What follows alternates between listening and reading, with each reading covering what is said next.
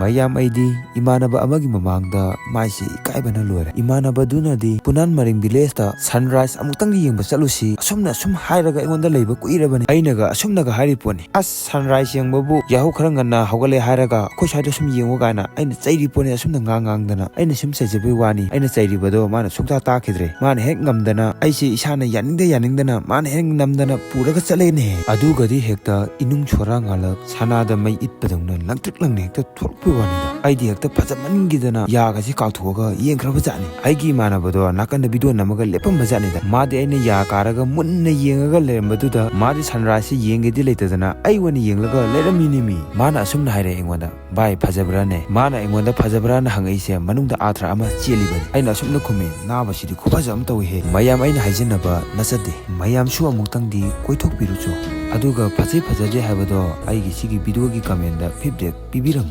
punan maring chatpagi location khambidaba ichini nausingdo google map ta punan maring haraga asumna leirabane google da yengaga chatpasina khwai samba lamber habado oibane